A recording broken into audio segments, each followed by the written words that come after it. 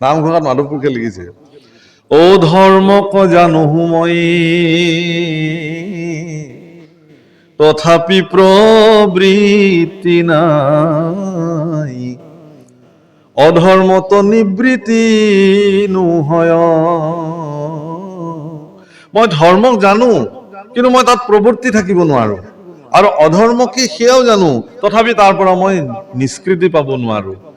যদি এই সমস্যাত কোনোবাই ভুগি আছে, তেতিয়াহ'লে তেওঁৰ মনুষ্য জীৱন বৃথা। সেইকাৰণে ইয়াত কৈছে যে তেনেকুৱা দুদুল্যমান অৱস্থাত থকাতকে আপুনি সৎসংগত বহক, কৃষ্ণ কথা শ্ৰৱণ কৰক, আৰু মনুষ্য জীৱনক সাৰ্থক কৰক।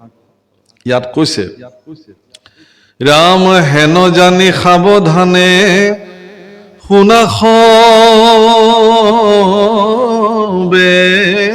নৰে, ও নাহি ধৰ্ম কৃষ্ণ কথা শ্ৰৱণত পৰে। ৰাম তপ জপ যজ্ঞ মহাদান তীৰ্থ স্নান, কৌটি ভাগ নোহে কৃষ্ণ কথাৰ সমান। হেন জানি, এই কথাটো জানি হে প্ৰভু কলাইসকল অত্যন্ত সাৱধান চিত্তে কৃষ্ণ কথা শ্ৰৱণ কৰক। কৃষ্ণ কথা শ্ৰৱণতকে আৰু শ্ৰেষ্ঠ ধৰ্ম একো হ'বই নোৱাৰে।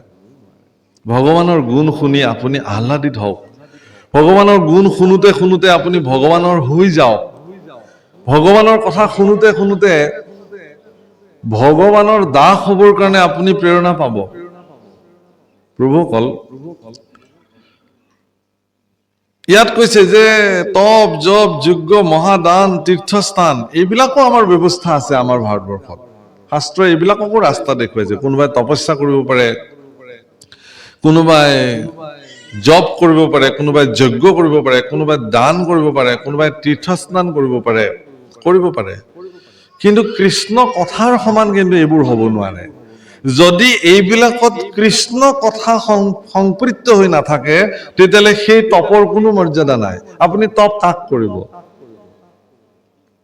কৃষ্ণকে তপস্যা কৰিব লাগিব। জপ কাক কৰিব? কৃষ্ণৰ নামকে জপ কৰিব লাগিব, তেতিয়াহ'লে সি পুণ্যৱান হ'ব, কামত দিব আপোনাৰ। আপুনি যজ্ঞ কাৰ নামত কৰিব? যজ্ঞৰ কথা একাদশ স্কন্ধত বৰ্ণন কৰিছে, যজ্ঞ কাক বোলে। ঠিক তেনেকে দান কাক কৰিব আপুনি? প্ৰভুসকল, দান এনেকুৱা এটা বস্তু পৃথিৱীত যে সি সোঁহাতে দিলে বাওঁহাতে গম পাব নালাগে। দান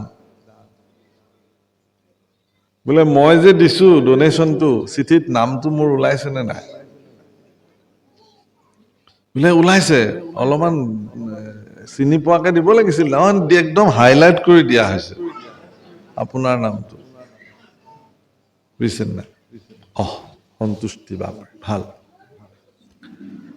মোক মানুহে কিমান চিঠি ছপাইছা?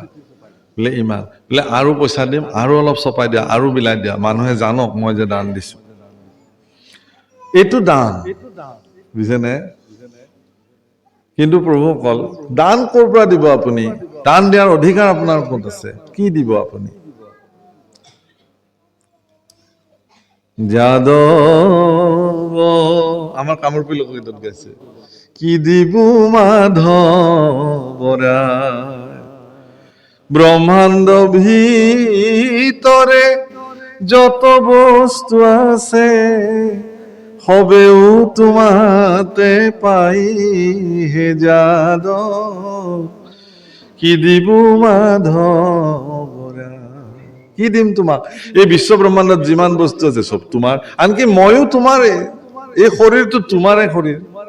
মোৰ ভিতৰত যে শৰীৰটোক চৈতন্য কৰি ৰাখিছে, কোনে ৰাখিছে? তুমিয়ে ৰাখিছা। গতিকে মোৰ বুলিবলৈ একোৱেই নাই। বোলে আপুনি বৰনামঘৰলৈ গৈছিল নহয় প্ৰভুশ্বৰ? বোলে গৈছিলো।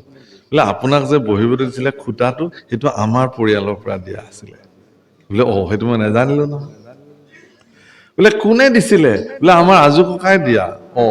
এতিয়ালৈকে কিন্তু টানটো আছে, আমাৰ খুটা সেইটো। যেতিয়ালৈকে এই টানটো থাকিব তেতিয়ালৈকে এই দানতে নপৰে। মই খুব ৰসিক কৰি মোৰ জীৱনৰ এটা বিশেষ কথা কওঁ, নামঘৰত চব দিয়ে, এজন মানুহে ফেন নিদিয়ে, চিলিং ফেন। বোলে আপুনি ফেন, বোলে তাতকেও দামী বস্তু বিচাৰক মই দিম, চিলিং ফেন মই নিদিম। কেলে? বোলে তাৰে পাখি কেইখনত বোলে নামটো, দাতাৰ নামটো লিখি থলে কোনে পঢ়িব বোলে এইখন ঘূৰি থাকিলে। সেইখন বোলে পঢ়িবলৈ নাই কাৰো বোলে ঘূৰি থাকিলে। গতিকে এনেকুৱা বস্তু এটা য'ত মোৰ নামটো দাতা বুলি লিখা থাকিব, মানুহৰ ধাৰণাবিলাক এইবিলাক। কিন্তু আপোনালোকক মই এই কথাটো কৈছো, কবিৰদাসে লিখিছে, মাংগো উচিছে যো দে খুচিছে আৰু কহে না কিচিছে। তেওঁকে খুজিব লাগে যিজনে অন্তঃকৰণে আপোনাক দিব পাৰে আৰু কাকো নকয়। ঈশ্বৰ পুৰুষকো যদি আপুনি কিবা দিব পাৰিছে, ভগৱানে যদি আপোনাক সেই সামৰ্থ্য প্ৰদান কৰিছে, তেতিয়াহ'লে আপুনি এনেকুৱাকে দিয়ক যাতে বেলেগে গম নাপায়। হে প্ৰভু, এইটো মই দিয়া বুলি কেতিয়াবা কিবা দিবও খুজিছে ভগৱানক, তেতিয়াহ'লে আপুনি কি বুলি দিব লাগে তাকে নামঘোষাত মাধৱ পুৰুষে লিখিছে।